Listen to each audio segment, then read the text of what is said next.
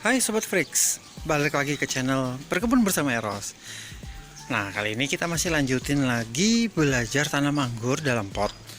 Pada kali ini adalah tahap yang ketujuh. Tahap ketujuh itu kita mau membahas mengenai potes pucuk. Apa itu potes pucuk? Jadi kemarin ketika kita udah mulai merawat cabang tersier. Nah, ketika cabang tersier itu udah mulai besar, itu kita akan ketemu satu kondisi di mana kita harus membuang ujungnya atau menghentikan pertumbuhannya. Jadi kalau misalnya teman-teman biarkan, contoh ada ini nih,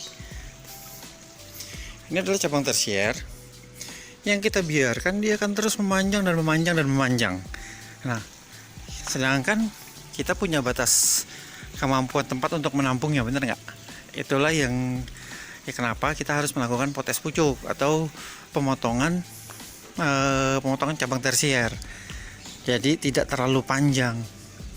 Nah, pada proses pemotongan cabang tersier, teman-teman nggak perlu takut. Kalau misalnya kependekan pun, setiap ruas dari cabang tersier itu akan memungkinkan untuk tumbuh, teman-teman. Untuk kondisi yang kayak ini nih, kemarin ini pertumbuhannya kurang maksimal, jadi saya buang. Nah, saya buang, tapi saya nggak langsung main buang aja. Saya cari dulu di mana posisi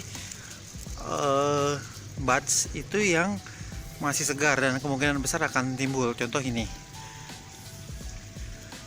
Nah, kalau kita lihat ini adalah contoh di mana buds itu, nih juga di mana buds itu udah siap untuk muncul.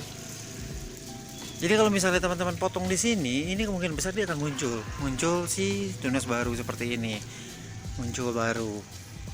Nah, tunas-tunas seperti ini yang memungkinkan untuk membawa potensi bunga. Kalaupun belum berbunga, ya sabar aja, mungkin belum waktunya. Tapi biasanya kalau yang saya lakukan itu potes pucuknya di ujung, teman-teman. Contoh ini, yang panjang sekali. Nah, di sini saya pegang potes pucuk. Nah, keluarlah dia di samping sini, teman-teman. Samping sini. Karena di sini belum ada potensi, ini juga saya udah terlalu panjang, ini saya potong lagi. Nah, dia keluar lagi di sampingnya tuh. Nah, inilah yang potensi untuk membawa bunga.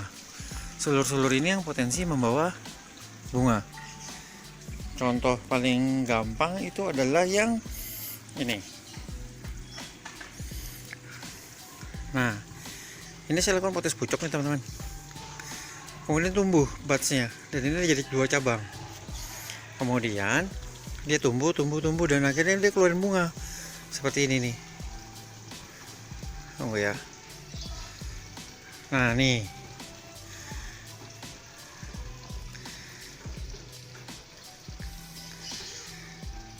Inilah bunga. Jadi yang perlu diperhatikan dalam potes pucuk, pertama, seberapa panjang teman-teman mau pertahankan si cabang tersier. Yang kedua, teman-teman mesti cari adalah di mana letak buds yang sudah siap. Nah, contoh ini, setelah disambung potes pucuk, dia keluar buah bunga. Nah, terus ini juga. Ini contoh saya potes pucuk. Nah, ini udah mulai keluar lagi budsnya. Dan buds yang sebelumnya juga mulai potensi keluar. Kemudian yang ini saya potes pucuk. Ini saya potes pucuk, kemudian dari budsnya keluar tunas, dan ini keluar bakal bunga, teman-teman. Nah, tuh.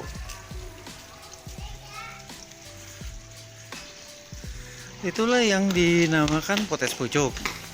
Seperti ini. Ya kan? Potes pucuk dia muncul di sini, dan ini juga ada keluar lagi nih. Ini ada buds yang udah lumayan gede. Sini ada anggur. Ada buah. Nah, kalau bisa dari setelah buah ini teman-teman potes di ujungnya. Ini kemungkinan besar itu lebih potensi untuk membawa buah juga. Tuh.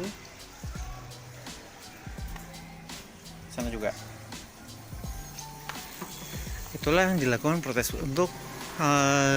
potes pucuk seperti ini. Ketika saya potong tumbuh.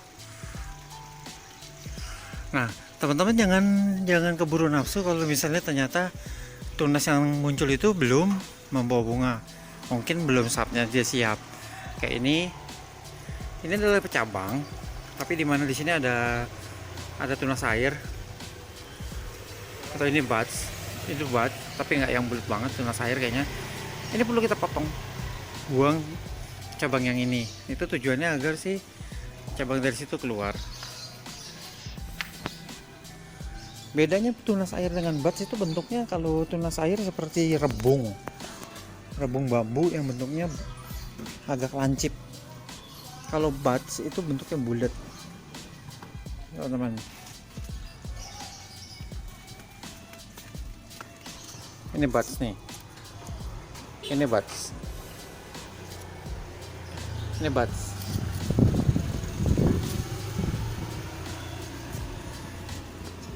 Jadi ada tunas air dan ada buds. Tapi umumnya tunas air itu akan jauh-jauh lebih subur sih, lebih vigor dibandingin buds. Buds itu agak lama keluar. Tapi setelah tumbuh, setelah keluar, dia paling lebih lebih padat sih. Kalau tunas air biasanya tumbuh kemudian jarak antar tunasnya jadi bertambah jauh atau bertambah panjang.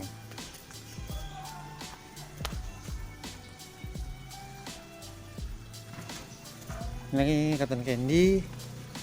Nah, perlakuan yang ini beda karena saya melakukannya ini bukan tumbuh dari bawah ke atas, tapi melainkan saya bawa dulu ke atas, kemudian baru cabang sekundernya saya larikan ke kanan dan ke kiri, dan kemudian baru dia diturunkan ke bawah.